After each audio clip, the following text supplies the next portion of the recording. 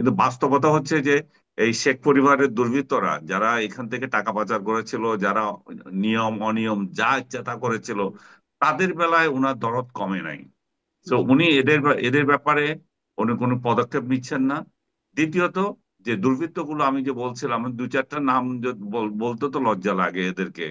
যে হাসান মাহমুদের মতো লোকগুলা বা আরো কাদেরের মতো লোকগুলা, দীপু মনির মতো লোকগুলা, এরা যদি উনার দলে এখনো থেকে থাকে, আরো অনেকগুলো আছে, এই তালিকা অনেক দীর্ঘ। উনি ভালো করে জানেন কারা কারা এই দুর্বৃত্ত, কারা কারা লুটপাটে জড়িত ছিল, কারা কারা অ্যাট্রোসিটিতে জড়িত ছিল, কারা কারা দেশের টাকা পাচার করেছিল, কারা কারা বিরোধী দলকে দমন হুম। করার ক্ষেত্রে এমন স্বৈরাচারী আচরণ করেছিল। তো উনি যদি এগুলো ঠিক করতে পারেন, তাহলে শুধুমাত্র আমি মনে করি যে বাংলাদেশ আওয়ামী লীগের জন্য দরজা মানুষ খুলে দেবে।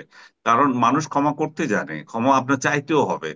আপনি ক্ষমাও চাইবেন না, আপনি যদি মনে করেন যে এইভাবে চলবে, দেশের মধ্যে আবার আওয়ামী লীগ ক্ষমতায় আসবে, সেটা তো ভুল রাজনীতি হবে। এবং জি। শেখ হাসিনার আরেকটা বড় বিষয় হচ্ছে যে শেখ হাসিনাকে তৃণমূল পর্যায়ে বাংলাদেশে তার দলের লোকেরা চাচ্ছে, এটাতে কোনো সন্দেহ নাই। এবং তাকে একটা ঐক্যের প্রতীক হিসাবে মনে করে তারা। এগুলো সবই তার দলের জন্য পজিটিভ দিক। কিন্তু উনি সেটা কিভাবে ব্যবহার করছেন? উনি কি দুর্বৃত্তদের জন্য যতদিন সাজা দেবেন না, ততদিন তো এটা এটা নিয়ে তার দলের লোকেরও খুশি হবে না।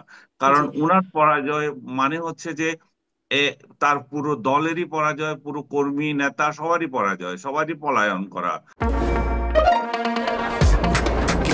শুধুমাত্র সিটি ব্যাংকে অ্যাকাউন্ট থাকলেই করতে পারবেন গুগল পে। তাই অ্যাকাউন্ট খুলুন আজই। ওনার পরাজয় মানে হচ্ছে বাংলাদেশের মুক্তিযুদ্ধের পক্ষে শক্তির পলায়ন করা, বাংলাদেশের মুক্তিযুদ্ধের পক্ষের শক্তির পরাজয়। তারা আজকে কথা বলতে পারে না, তাদেরকে আজকে মুক্তিযুদ্ধের পক্ষে কথা বলতে গেলে তাদেরকে শাসায়, তাদেরকে আওয়ামী ট্যাগ কেন দিয়ে দেয়। মুক্তিযুদ্ধের পক্ষে কি আর কোনো শক্তি নাই? মানে সব শক্তি শুধু তার দলেই আছে বা তার পক্ষেই আছে? হ্যাঁ, এটা আমরা আগে মনে করতাম যে বাংলাদেশে আওয়ামী লীগ বাংলাদেশে মুক্তিযুদ্ধের চেতনা বিক্রি করে খাচ্ছে। এবং তারাই শুধুমাত্র মুক্তিযুদ্ধকে নিয়ে ধারণ করে এ ধরনের যে কথাবার্তা বলে, এগুলো খুব খুব এক ধরনের চেতনা ব্যবসা।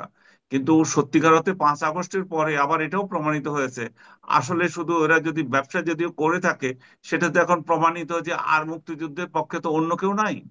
মুক্তিযুদ্ধের পক্ষে যদি কেউ থাকতো, স্বাধীনতা হুম, যুদ্ধের স্মৃতিগুলো যে এভাবে নষ্ট হচ্ছে, এবং হুম। 32 নম্বর সহ মুক্তিযুদ্ধের স্মৃতি বিজড়িত জায়গাগুলো যে ধ্বংস করা হলো, বাংলাদেশের জি, প্রতিনিয়ত মানে এখানে সেখানে মুক্তিযুদ্ধের যত চিহ্ন আছে এগুলোকে যে ধ্বংস করা হচ্ছে, ইনক্লুডিং আপনার মনে করেন সেই বিজয় আহ, সরণিতে বঙ্গবন্ধুর সেই বিশাল আকার মূর্তি সহ সারা দেশের মূর্তির কি হয়েছে না হয়েছে, এই যে প্রতীকী ভাবে বলেন বা যেভাবে বলেন, মুজিব হুম। নামটা মুছে দেওয়ার প্রচেষ্টা যেভাবে বাংলাদেশ থেকে চলছে, তো সেখানে শুধুমাত্র মুজিবকে আওয়ামী লীগের নেতা হিসেবে কল্পনা করছি কেন আমরা, বা মুক্তিযুদ্ধকে আওয়ামী লীগের ভাবছি কেন?